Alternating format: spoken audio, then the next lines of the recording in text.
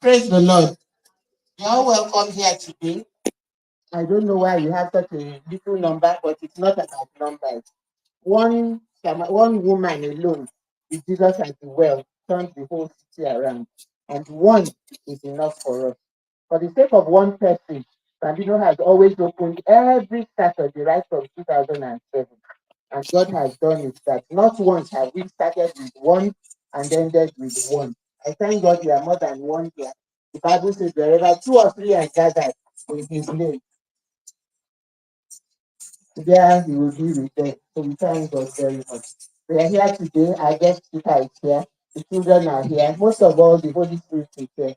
The volunteers that have to be here today are here, and we give God thanks and praise. I'm supposed to do the introduction, and this is what I will do, or this is what I am doing right away. By the grace of God, like 5 years ago, one day we were thinking of, as usual at the end of every year or beginning of every year, we plan what can we add to Bambino? What else? How else can we bless the parents and the children? And one of the volunteers that year, specifically my one and only Auntie Joke, Mrs. Joke Akintola, that day we were all together, volunteers together, the Bambino team. And she said, we're doing annual parents, uh, annual seminar for parents and children. I said, what you said, just like we invite, because sometimes we invite guest speakers to talk. So let's have it as a seminar, as an annual seminar scheduled. I said, it's okay. You know how to get guest speakers can be very difficult. Like, when you be getting guest speakers, though, she said, don't worry, she will be doing that. I said, no, we won't do a lot of guest speakers. She said, I shouldn't worry. And by the grace of God, we took it up. I'm open to good ideas. And we took it up. She got the first guest speaker. We had somebody to come to talk to us about security measures. He went. The next year, we continued. We had, and Dr. again got somebody to talk to us about nutrition and healthy lifestyle. It was a blessing also. And by God, then God took over. And then one parent, well, he had been taken over from the beginning. No, he was there. Then one parent came, I think, last year and said, he would like us to, he's thinking we can invite one very important personality. Everybody's important. Put into children's literature and children's books. And I said, what's her name? She said, Mrs. Giwa, eh? Mrs. Ronke Giwa, it's a compound name, I forgot it. Anyway, Onofua, yes. You are Onofua. I don't know how, although I've never known any of the speakers anyway, but we always do investigation. She said, he said he's very good. So I went online, asked Auntie Joke, and Joke said, she knows, she has heard the name. She's a radio presenter. So there we are, we contacted her and she kindly came. So for that particular seminar, I said, well, parents should take over. By then, Auntie Joke was also very busy. She's still very busy now in her where she works full time. Me, I commute from Oyo. Okay, so but these parents kindly took over, and I'll mention his name, Mr. Noel Dosu. That is CJ's dad. You see this Mr. Noel Dosu? I knew him before he got married. I knew him before he knew who he would get married to. I knew him when Bambino started with the youth, and they were in one group then called G-Next, and they used to meet in Bambino. So it was easy for me to say, Mr. Uncle Noel, take over. And he did, and got the guest speaker, and then said we should have a parents forum, like a discussion. And we invited parents of different generations, grandparents, a parent, and then the children. We invited, I remember Toku was one of the panelists that time. I remember. And again, it was a very rich program. We invited the mother of one of the parents, and I mentioned her name. That doctor is the grandmother's mother. Ogumekon, yes, yes. Ogumekon, she used to be a principal in Federal Government College.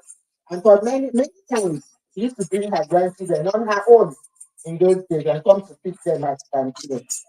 So come this year now, I was like, what are we doing for the seminar?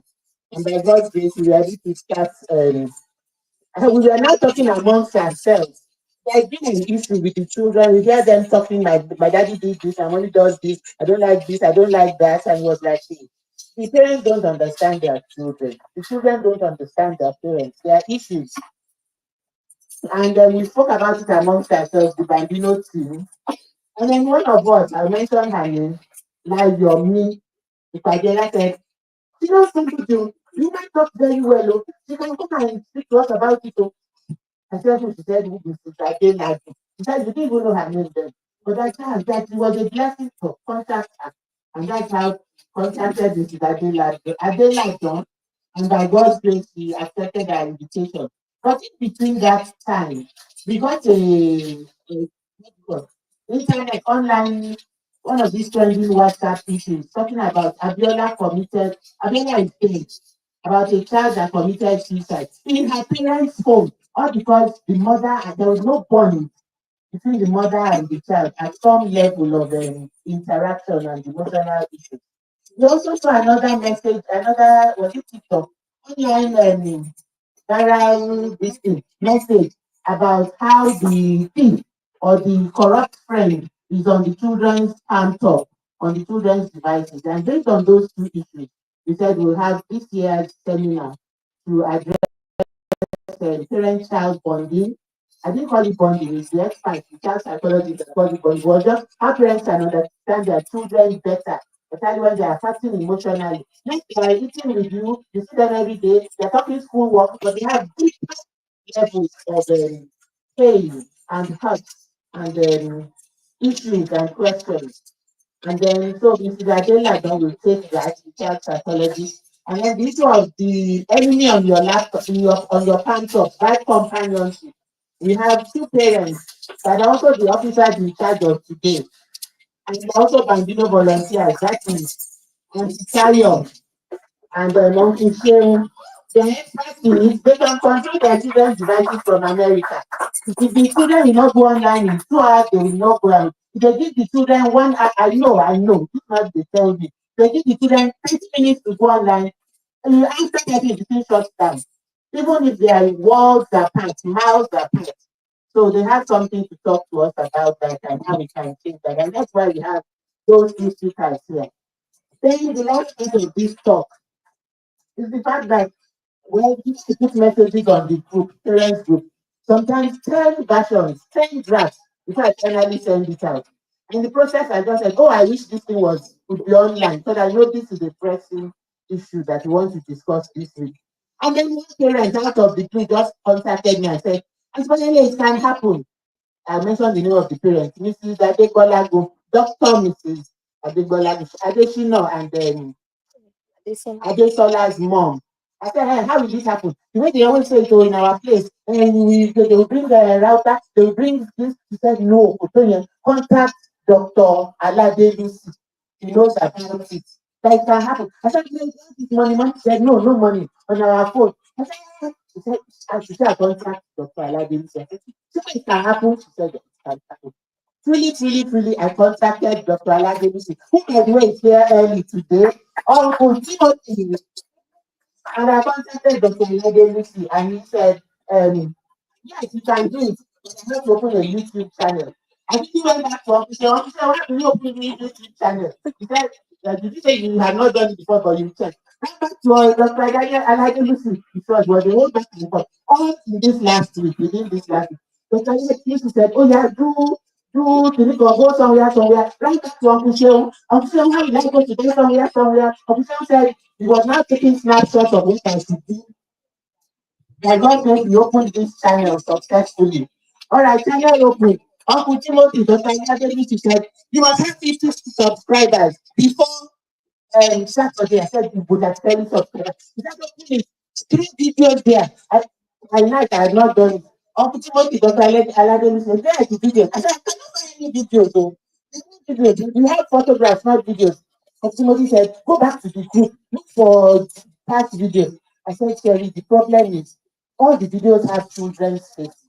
And I don't want wahala. If I go and put a child online on YouTube, then the parents come and say, "Please not give me consent."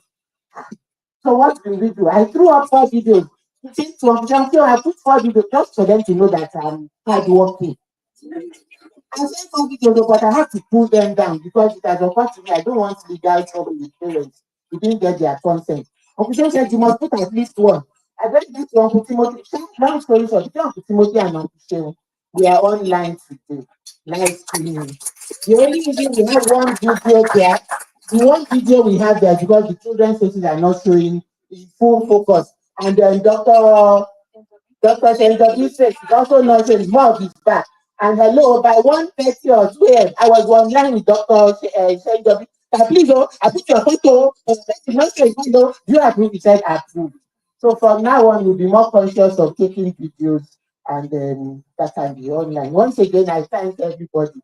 From the originator of the idea, Mrs. Dr. Akala, to the guest speakers that have come today, Mrs. Adela Don, so the people who have made online streaming possible is Dr. Aladelusi, our own constituency. And people, show me, he's a very patient person with my old age. I'm not so old. But you know, you will take the snapshot, circle it, and say, oh yeah, click on that one. You say, bring the code. I say, where is the code? I don't know where to find the code. You will take a short. God bless you, Uncle Phil. And yeah, so now we'll introduce the guest speaker because we want to, I hope we are still on time. Good. So the guest speaker, I will ask her to please come out and stand while I read what is supposedly, what is her citation. We do it right. So Lydia Adeladon is a compassionate developmental psychologist with a strong drive to help adolescents, parents, and couples function maximally in life. She holds a master's degree in developmental psychology and is also undergoing her PhD program in the Department of Psychology, University of Ibadan, Nigeria, the best university in Nigeria. Lydia Adeladon is the founder of his Life Counseling Services in Ibadan, which offers range of services to the general public. She's committed to enhancing psychological well-being of families through counseling and therapeutic interventions. I must say, before we invited Mrs. Adeladon, Precious, did you go searching? We went searching, no, we have to be sure who we are bringing is right. I said, I cannot take what Layomi has said. We went online. We asked about you. It's not that you didn't have a good reputation. You be here, Bambino is has class. We are very selective. Thank you very much. We are pleased to have you. Thank you so much, Ma, for the privilege. I appreciate you, Ma. Good morning, everyone. Thank you for having me this morning. Just like I've been introduced, my name is Lydia Adelado. I give God all the praise this morning for the privilege to be among the living and for all of us to be alive this morning. And happy new month to everyone. It's November, and it shows that the year is running so fast. I give God the praise for this privilege to be here this morning. All right, just like it has been rightly introduced, I'll be talking to us on the power of connection, parent-child bonds in a changing society. I'll take that again. The power of connection, parent-child bonds in a changing society. It's so important that we are in a digital age, and can-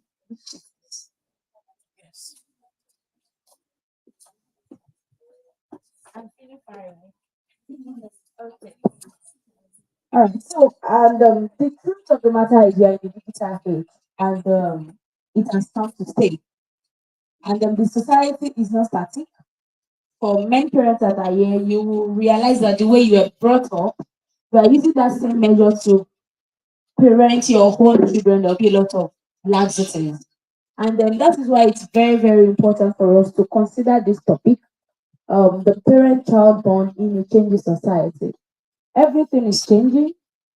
Media is setting in. In fact, based on the generational definition, We are now in generation of alpha, which means alpha generation, which means that these ones are more versatile with technology. Anything technology, they are tech savvy. And then it shows that if a parent really wants to be a successful parent in this time, then we have to change with this societal demands. And then as we make through the complexity of modern life, it is easy to lose sight of what truly matters, the relationship that build us, the relationship that matters to us, the relationship that supports us, the relationship that define us. So in a world where technology, social media, and societal pressures increasingly influence our interactions, the parent-child relationship remains a constant yet ever-evolving dynamic thing that we need to consider. It's a bond that has the power to shape our identity, our resilience, our capacity for love, and as parents, caregiver, and community members, we have the privilege and responsibility to nurture this bond in order to foster a sense of responsibility and security, belonging, and understanding that will stay with our children throughout their lives. So it is very, very important and expedient to talk about parent-child bond in this time. In this time where two people can sit in a room and within 5 to 10 minutes, you see everybody with his or her phone and nobody is talking. So, in a time where you see families saying we are going on a family vacation and everybody is sitting down with his or her phone, nobody is talking in the room, nobody is really doing things together. So, we really need to talk about it. And building a strong and healthy parent-child bond is a lifelong journey. So it's not something individual will do within a minute, within a certain period of time, and you say you are done. It's a lifelong thing that requires love. It requires patience. It requires effort. It's about fostering a positive and nurturing bond with your child by employing underlying fundamental principles. So a parent-child relationship is very, very vital in this time. We need to talk about it, and that is why I'm grateful to God with the Bambino's team for bringing this kind of topic in this time. It's really, really important. So, what is then a parent-child relationship? What is this a parent-child bond that we're talking about? Parent-child connection, parent-child relationship is the bond that occurs between a parent and their child, which can be biological, legal, whether the child is biological or legal, that is, if it is adopted, and it has to do with that bond that is established between a child and their parents. And the strong social relationship that involves many aspects. It involves the child's physical, the emotional, the social, the intellectual, and the psychological development. So it's encompassing. So it's a bond that we really need to understand the dimensions that this relationship could affect. Why do we really need parent-child bond in this changing society? We've already established that the changing society is actually talking about the technology in this time, a time where the two parents have to go to work in order to meet ends meet, especially in this economic situation that we have found ourselves. At one time, you see the father doing the work, most of the time goes to work, the mother will stay at home with the children. But now it's a changing society where the two have to go all out. And even in the face of this going on out, the children still have needs that need to be met. And then the reason for parent-child bond, number one is because of peer pressure and bullying for children. And that this parent-child relationship or bond, the purpose is actually to have an healthy family where children strive to fulfill their purpose and also to engage the world in a healthy perspective, with an healthy perspective. So it is very, very expedient. This is a time when you see children doing what their peers push them to do. And we have a lot of dances, what children of this, what children engage in. So the number one reason is peer pressure and bullying. And most of the time, when there is no healthy parent-child relationship, a child will suffer this and the child will not talk. And this will affect the mental health of that child, will affect the development of that child, and also will affect the fulfillment of God's purpose of such child in this world. And another thing is substance abuse and addiction. It's a very well different individual engages in substance use and addiction. I remember we conducted the research, the qualitative research, and it's an interview, and then I was engaging one of the participants, and the participant made me realize that he ventured into drug abuse and drug addiction as a result of the non-availability of his parents. And what happened while he was very young, around age 4 or 5, the parents had issues and they had to go on their separate ways. So there was divorce. So nobody to really connect with. The mother is available, but the mother needs to do the both parents' duties, be a mother and being a father at the same time. And in such situations, when you have a mother staying with the children, most of the time women experiences the fatherhood role and not the motherhood role. And what is the fatherhood role? To provide, to protect. And that's what the mother does most of the time. In a situation where there is divorce or separation. And they most of the time forgetting that part of the motherhood, which has to be nurturing, giving attention. So it is very, very expedient for us to consider this in this time. And another reason is social media pressures. The truth of the matter is because we have this generation, this alpha generation, they are tech savvy, and that is why when you give your child your phone, they will make use of some functions on your phone that you yourself don't even know that something exists on your phone. And then so this make us understand that these children interact more with the social world than even the parents. And that is why it is very, very important for us to also talk about the parent child bond. Because if there is no interaction, if there is no connection, if that bond is not strong and is not healthy, then we are exposing our children to a lot of havoc, a lot of issues that will affect their developmental milestone in the long run that will affect their fulfillment of God's purpose. So, what are the challenges in modern parenting? We've been talking about digital distractions, meeting hands meet, you have to, there are a lot of deadlines, even when you are at home. During weekends, you are not even at home. You are in the house, but you are not at home because you are not present. You have a lot of things, a lot of demand to, to meet. So, changing values, navigating shifting societal norms, expectations are changing now.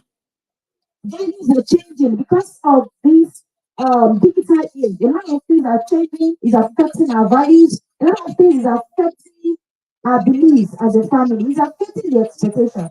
And also the increased pressures, financial pressure, physical pressure, emotional pressures, and psychological pressure. So there are lots of things that is making parenting in this digital age a bit difficult to what it is in time past. And then because of this revolution, because of this changing society, a lot of things is going on with our children that they may not be able to express if there is no parent-child relationship. And I want to say before I move on, because the next thing now is we want to consider the developmental stages of children and their needs. And how can parents meet these needs? And I need to say that if a parent fails to connect with his or her child before 10 years, you may not be able to connect with such child after 10, before puberty stage. Because at that point, the connecting there is very, very important. Where a parent and what is parent-child relationship and bond. So that is why we have a lot of things that is going wrong in our society because the parents are not rising up to their God-given role. Parents are not doing what they are supposed to do. It's not as if we are not trying. There are a lot of distractions, but we are not prioritizing what is not important. It's not saying meeting the physical need is not important. It is. But what I'm saying is we are not prioritizing that relationship. We are not prioritizing the fulfillment of God's purpose. We are not prioritizing the fact that they have a lot of things to achieve and we must help them. And that is our role as a parent. From 0 to 1 year, what does a child need? A child needs attachment, attachment formation. And when do I say 0 to 1 years? Even parent-child relationship starts at the conception of a pregnancy. When you conceive a child, the parent-child relationship starts. Because you something made us to understand that at the age of 7 months, by 7 months, a child can differentiate between the voice of the mother and that of the father. And we carried out an experiment, and I also experimented it myself. During pregnancy, there was this woman when she got pregnant. In the Western world, that was the assumption. And we carried out that year also in a year, and it remained the same. There was a woman during pregnancy, she always liked sitting outside. It's in all these face me and slap you house. So she enjoys sitting outside. So the moving cars, the moving vehicles, the noise, every very active. So after giving birth to that child, whenever she puts that child in the room where there is no noise, the child will start crying. Immediately she brings that child out, the child will stop crying. So what does this mean? It means that during pregnancy, parent-child relationship also have started. So if you are waiting till when I give birth, that is when I want to connect my child, it may be too long.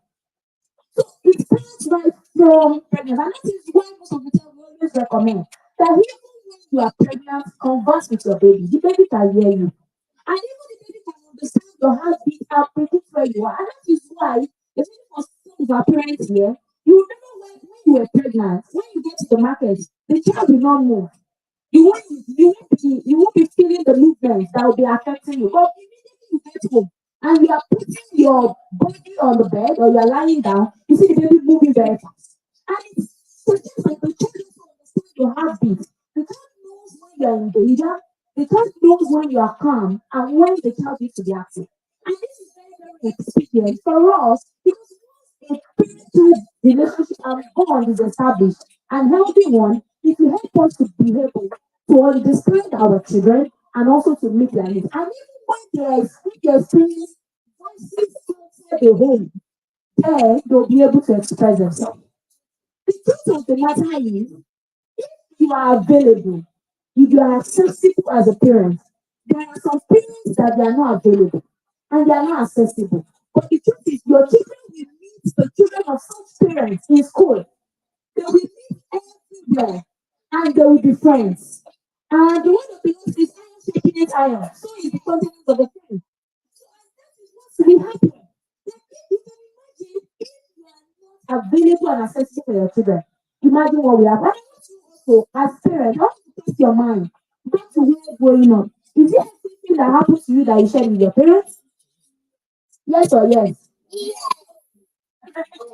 Even when you have a peaceful connection, there are still some things that you won't share with them. Why? Because a reason. Maybe their action or the way they will express their anger, you don't want them to know. So that your child also is going through that same thing that you passed through or you went through. So it is very, very important. During infancy stage, 0 to 1 years, a child wants that attachment, wants attention with you. And that's why it's always very important for women that just give to birth. In fact, the nurses will say immediately after birth, if it is vaginal delivery, they'll put the child to breast. It's actually to establish this bond. To establish this bond. And we see also as people that most of the time children connect with their mother more than their father. But we see that that narrative is changing because we now have more involving fathers, more responsible fathers. It's not as if we don't have responsible father those times. We do, but they are still focused on the fatherhood provision, protection. And that is what they are doing. So they don't really involve in that nurturing. It's also even experiencing that once the wife gets pregnant, as the husband, connect to that baby, put your hand on that baby, speak to the baby will recognize your voice. And it's like that. So the parent-child relationship is expedient. So infancy period, attachment, formation, trust development, that is the only thing the child wants to establish trust. The child wants to have complete dependence on parents. Everything the child needs on the parent or the caregiver. And then the parenting strategy for this stage is that parents be responsive to the feeding of that child. Physical touch is very, very important. Establishing routines is very, very important. So as child grows up or as child grows, their needs also changes. And that is to let us be aware of the complexity of being a parent. Anybody can be a father, anybody can be a mother. But to be a good parent, it involves intentional hard work. A successful parent, a good parent, a responsible parent, it involves intentional hard work and it is a lifelong journey. So, what they want to do during this period is they don't want to explore exploration and curiosity. They want to test boundaries. That's why you see when your child is by age 1 to 3, when you tell them not to go to a place, they want to explore what you said, don't go there, don't touch them, don't do this, don't touch that thing. They want to do it. What they're doing is they are trying to explore and they are testing boundaries. They want to see are you firm or not. And I discovered one thing that when you tell your child not to do a thing and you are consistent about your values, the child will not pick it up very fast. But I tell you in the long run, the child will pick it. You have to be firm. So when you say you are raising a child now, what you need to do more is the firm with setting boundaries. And you will see that it's starting, you can imagine, this setting boundaries is between 1 to 3 years old. And you are not complaining about your adolescent that this adolescent doesn't follow instruction, he doesn't respect me, he doesn't follow this. He started during toddler. So there is a lot of things you need to fix at the formative years before waiting to the teenage adolescent period before complaining. So during this stage, what the child does is they are testing boundaries, they want independence, language development also happens. So as parents, what they are doing at toddlerhood is set clear boundaries and expectations and encourage communication. Communicate with your child. Don't forget, they understand your tone. They know you even while they are in the belly. So another stage is early childhood, between 4 to 6 years, and what are the developmental needs of these children? They want to socialize between 4 to 6 years old, friendship, formation, and then this point also is very, very important. Because if you are not connected with your child between before age 4, at this point they want to relate with other people. They want to say hello to their friends. They want to make friends with other people. If you are doing that, friends also need caution. If you are not explaining your values to your toddler, they can mix with anybody and they will easily be pressurized into doing wrong things if you have not set that boundaries before age 4. So between the 4 and 6, they want to socialize, they want to make friends, and they want to increase their independence. And that is why during this stage they play a lot because that is what they want. And you will see because it's a changing society. We want them to catch up with things in class and all things being equal. Between age 4 to 6 should be between nursery 2, primary 1, all things being equal, what ought to be. And then things like that. And between these formative years, they want to play. That's what they want to do. And you will see a parent that have paid and big demands of school fees. Telling your child it's not time to play. You must focus on your book, no time for playing. In fact, in our schools now, they don't have playing equipment. They don't have swings again. Everything is now academic. All those things have implication on developmental milestones of children. So as a parent, what they want to do this time is they want to make friends. And that is what we also need to connect with them. We need to encourage them social skills, how to make friends, because this foundation is very important.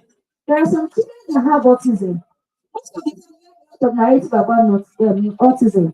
But most importantly, what autism has to do is communication skills. Social and communication skills is effective. The individual cannot communicate. The individual cannot initiate relationship. They believe in routine life. They believe in one way thing. They can't communicate with other people. So it also comes down to this part. If you don't allow your child to relate with people, and that's also why identification with when your child is still in the womb. And after individual that you don't mix with people, you don't relate with people. For your child to initiate friendship and social communication may be difficult because the child is not yes, right? Thank you. Because the child is not used to it. Everything you don't talk to him. Don't play with him. Don't play with her. Shut up. Sit down. This is also vital on them. Like Donald says that a child's mind like a tabula rasa. Nothing is written on it. So everything you are saying is written. As they say, the things that they are this is written on the slate of their mind. So they are putting those things in their mind. So another stage is middle childhood between 7 to 10 years. At this point, they want to become autonomy, decision making, they now begin to develop interests, they develop hobbies, they want to have relationships with their friends. And what can a parent do during this stage? What a parent can do is encourage responsibility. Let them think if most of the time you can ask them, what do you want to eat? What do you want to eat? Things are changing. You're in a changing society. It's not like before that you can't tell your mom what you want to eat or your dad. Yoruba will say it's not ọmọ kí ló fẹ́ jẹ ọmọ oúnjẹ rèé ni but that narrative also is changing now it's not ọmọ oúnjẹ rèé it's what you want to eat as you are telling them you are asking them it's helping them to involve their cognitive skills to think to put things together oh this is what I want to eat if you are your child you make mention of something you are giving them maybe 5 years ago or 3 years ago you took them out in a to eat outside. They will tell you that they so it helps them to make decisions, difficult decisions. But then as a parent, you still need to be fair. Another thing is during adolescence. This time they want to know who they are. Parents is very, very fundamental in adolescents identifying who they are. Because this adolescent stage, because it is a stage where individuals identify what they want to do. And there are some persons with 50 years, 60 years, are they not satisfied with life? And most of the reason is because they could not identify who they are and they could not engage in what they enjoy. They are doing what the society presented to them. So during that they don't understand who they are. And what they are, even as parents as you are seated, if I ask you to write in a simple sentence, who are you? It will amaze you to know that you think you know yourself. But if you take me a pause before writing that statement, because the truth is, you can write what people have been saying about you and not what you are, really. You may begin to write things what people have been saying. Identifying who you are takes a time. It's identifying your strength and your weakness. And this thing is very, very vital because people are doing things can answer this question correctly. It will define the kind of job they will do. It will define the kind of course they will study.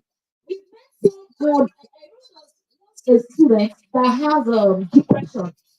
And this student, I think he was a junior level student. And then why does this boy went into depression? He was given another course. He wanted to study economics, and his course could not go to that admission, so he was given geography. And that child feels, oh no, this is not who I want to be. And that child went into depression. A major depression that the child has to be placed on antidepressants. And it gets worse that sometimes the child begins to have some psychotic symptoms. It can be as bad as that. And somebody will think that, especially the pressure, melo, melo, is another cause I wanted to study. I'm studying another, I am fine. You can cope. But we are talking about children in a changing society. Things are changing. And that is why you are amazing to know what makes some children to commit suicide or adolescent. It's not really what really matters, especially for parents. You feel like this is the one that connected them. But for them, it's a big deal. So during this day, you want to establish that identity. Who am I? And they're going to venture into so many things. If you have an adolescent as a parent, you have to be patient with them. Because today, your child can tell you that what I like doing is writing novel. And tomorrow, if you come back and say he's riding bicycle, and another time you tell you it's another thing. You know, they're bringing all of those things actually to explore and analyze and identify their strengths. So they will do a whole lot of things together. They can pick up this today and drop it. And that is almost like the beautiful relationship that you think you might have established before adolescence. You begin to think that there is a lot of family situation in the home when you have adolescents at home. Because a lot of younger age happens between an adolescent and the parents. Because if the child is not the child will be telling sister, do this. Now this child now wants to take initiative. This child now wants to express him or herself as an individual that is growing. So what the parents can do is encourage open communication. If you have a you have to encourage open communication. You have to understand things from their perspective as well. And you must help them to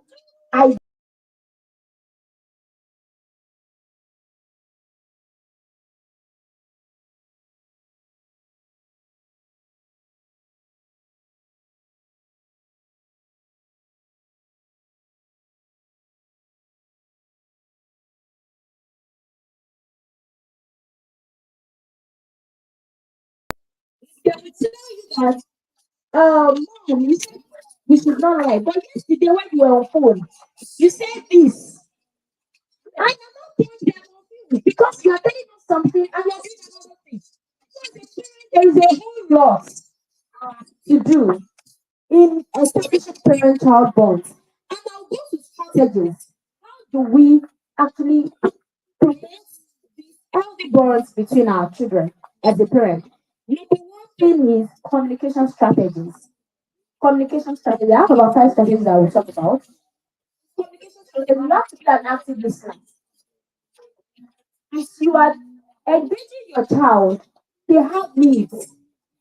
I remember a child of 5 year old saying, I'm thinking something in my mind. So at that point also they understand that I have the mind of my own. I can think. I have the intellectual to think and to make decisions. So you have to have active, you have to be active when you're listening to them. They want attention. So as a parent, you understand the fact that we're in a changing society where you have to juggle maybe two jobs or different things to meet to make an ends meet. But then be an available parent and an accessible parent. You must be available and you must be accessible. So you must be active. You must be an active listener. Pay attention to them. Understand their needs. They also have needs. Their needs beyond the physical need. Their need goes beyond their school fee. It goes beyond putting food on their table. It goes beyond clothing them.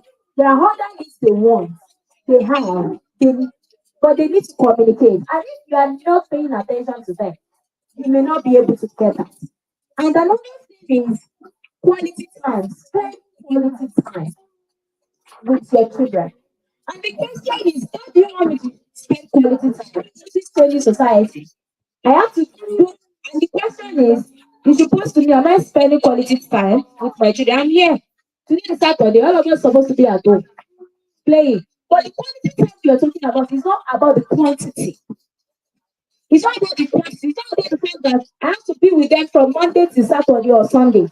I have to spend 10 hours. If it is 2 hours, make it quality.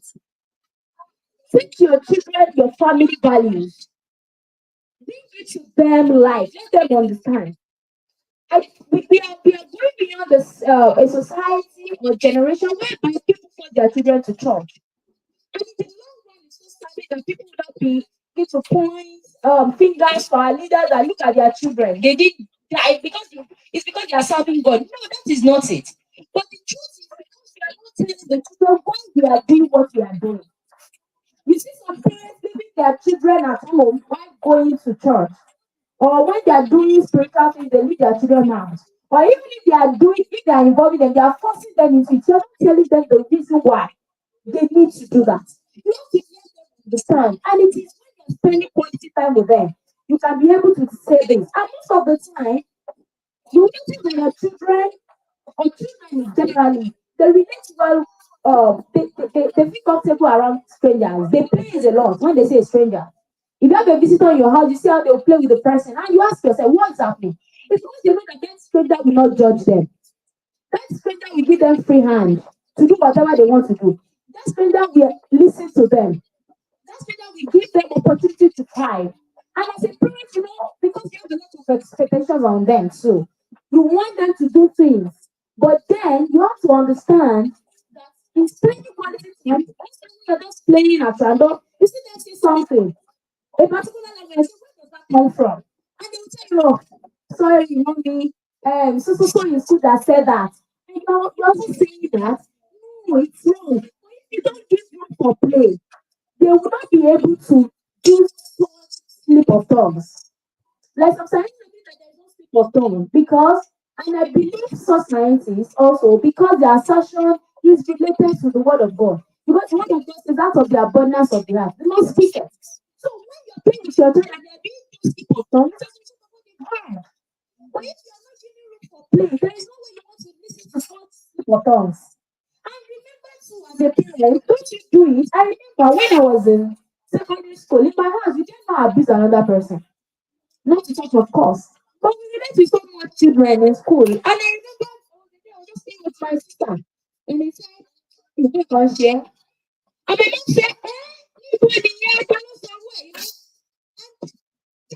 you have the kind of caution that, we shouldn't do this. So, and it happens to us. So, those things you experience when growing up, your children also are experiencing that. And that's why, as a parent, you have to soften the pedal, especially in this changing society. They don't need to go outside. If you let them inside the room, they can access the world and they can interact with the world, even right on their bed. And they can begin to pick up attitudes, habits from the social space without your knowledge. But if you connect to them, if you give them quality time, you'll be able to spot those things and you'll be able to correct it when it is when the time is. So you share activities with them on one time, take time out.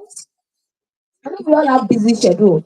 But if you are going on a retreat, I know this is a Christian marriage. If you're going on a retreat, take your children along. You can just like when they are giving us a program in church for a retreat, they will have applied the program. You can also apply the program as a family. So time we'll pray, so time we'll study, so time we'll play, so time we'll eat. Let's give them time because the child you give time today is the child that will give you time. Remember, as a parent, as you're sitting, what is still connecting you with your own parents? For those of us that we have our parents alive, what is still connecting with your parents? It's the memories you share. I remember that time my mom would sell bread. I remember my mom when it comes home, all of us we eat in the same pot. I remember this is what we do. Remember those memories, and that is what is still connecting with your home parents. Now, a parent that doesn't give their children time will suffer in old age. Because whatever you do to your children in old age, that's what they will do.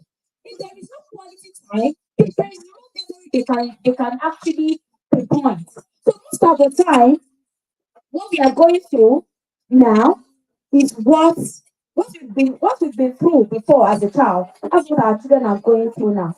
Then another thing is that boundary setting. Set clear boundaries. I mentioned it earlier on when I was talking about the developmental needs of each of the children and their stages. Set clear boundaries and be firm with it. A lot of vices are happening now. And most of the time, all of us are blaming the society. But the question is,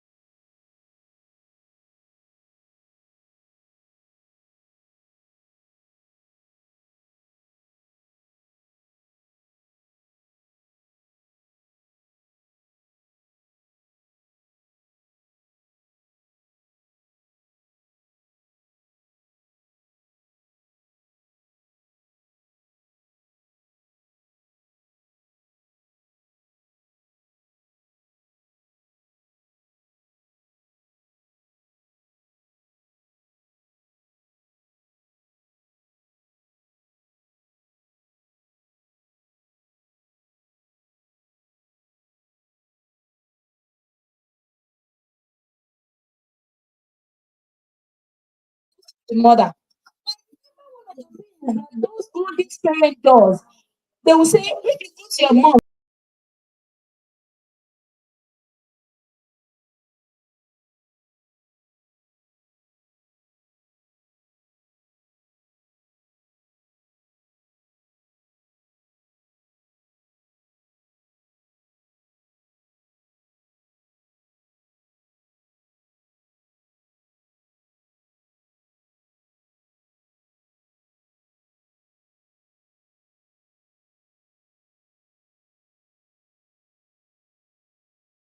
Be a good parent.